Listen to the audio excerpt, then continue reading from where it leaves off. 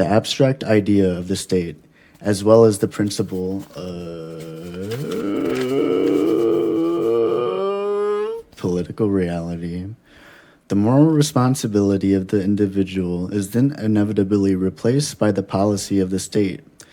Raison d'etat.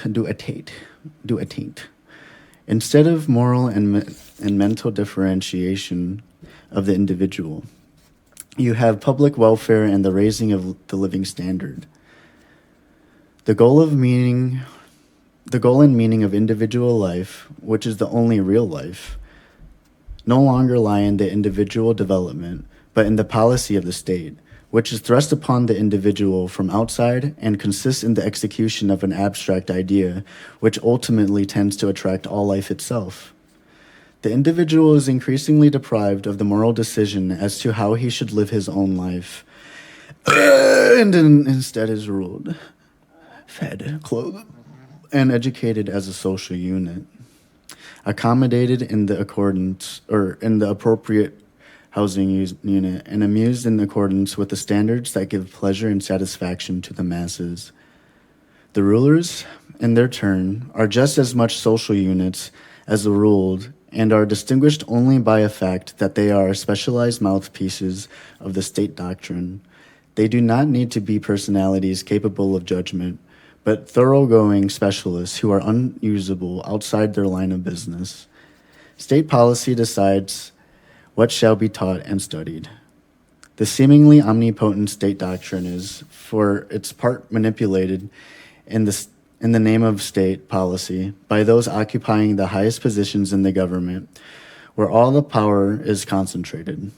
However, by election or caprice, gets into one of these positions is no longer, or whoever by election or caprice gets into one of these positions is no longer subservient to authority, for he is the state policy itself, and within the limits of the situation can proceed at his own discretion. With Louis XIV, he can say, "L'état c'est moi," I am the state. He is thus the only individual, or at any rate, one of the few individuals who can make use of their individuality if only they knew how to differentiate themselves from the state doctrine. They are more likely, however, to be slaves of their own fictions. Such one-sidedness is always compensated psychologically by unconscious subversive tendencies. Slavery and rebellion are inseparable correlates.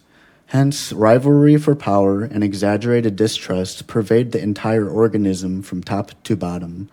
Furthermore, in order to compensate for its chaotic formlessness, a mass always produces a leader who almost infallibly becomes the victim of his own inflated ego consciousness, as numerous examples in history show.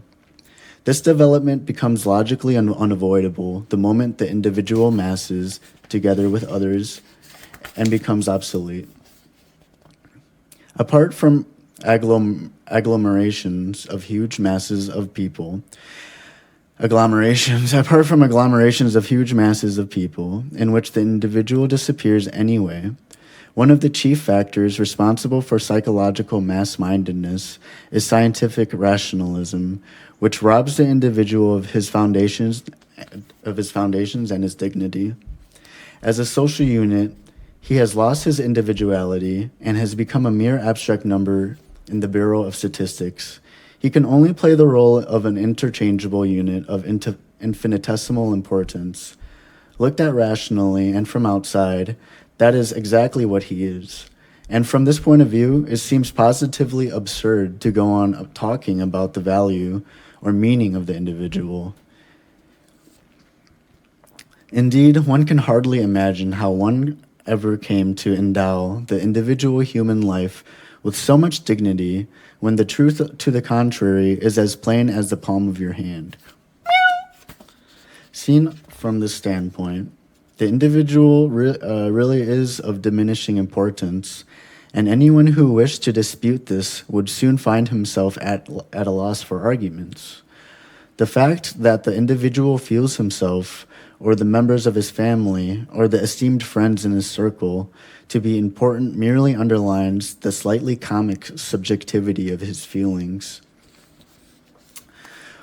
For what are the few compared with 10,000 or 100,000, let alone a million? Let alone a mil. This recalls the argument of a thoughtful friend with whom I once got caught up in a huge crowd of people. Suddenly he exclaimed, "Here you have the most convincing reason for not believing in immortality. All those people want to be immortal." The bigger the crowd, the more negligible the individual becomes. But if the individual, overwhelmed by the sense of his own puniness and impotence, should feel that his life has lost its meaning, which, after all, is not identical with public welfare and higher standards of living, then he is already on the road to state slavery, and without knowing or wanting it, he has become proselyte. The man who looks only outside and quails before the big battalions has no resource which to combat the evidence of his senses and his reason. I just tooted. Sorry. But that is just what is happening to statistical truths in large numbers and are daily apprised by the nullity and futility of the individual personality, since it is not represented and personified by any mass organization. Whoa, that smells. Conversely, those personages who strut about on the world stage and whose voices are heard far and wide seem, to the uncritical public, to be borne along on some mass movement or on the tide of public opinion, and for this reason are either applauded or execrated.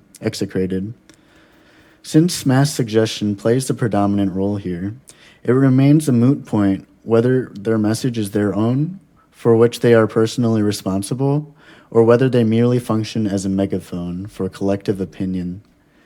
Under these circumstances, it is a small wonder that individual judgment grows increasingly uncertain of itself, and that responsibility is collectivized as much as possible, i.e., is shuffled off by the individual and delegated to a corporate body.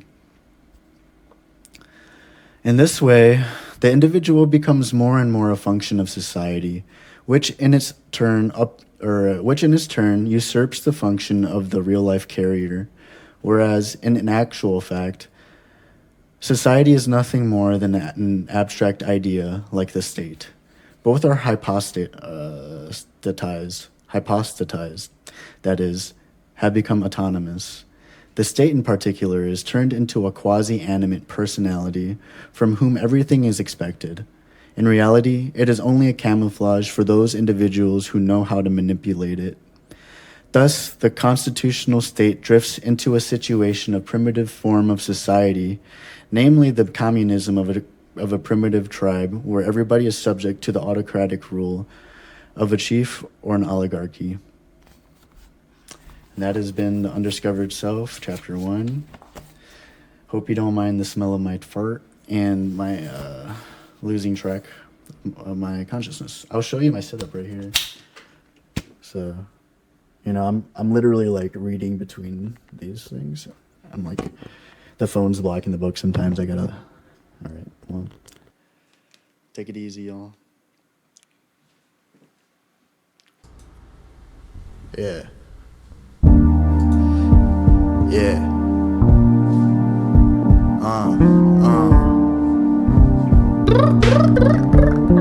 Yeah. I'm Mr. Bean with the cherry on top. Got a lot of homies looking for a piece of this pop. Try to Uber down on Sundays, but my door is always locked. Tiptoe, you missed the most, trying to scurry down my block. Whoop, whoop. Keep it down, keep it down. You feeling looking like a clown. Whoop, whoop. Keep it down, keep it down. I'm trying to plot on this town. Let me move my mind in the way I lose my jock. I be molding thoughts, stirring thick in the pot. Cultivating Fridays when I got the totes of the lot.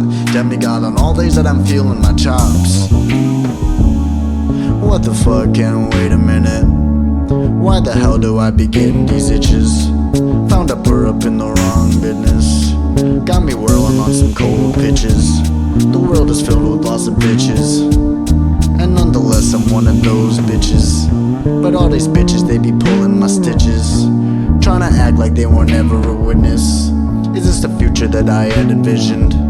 An escapade of the loss of our wishes, to see the world as if we weren't fishes, and realize that we weren't any better.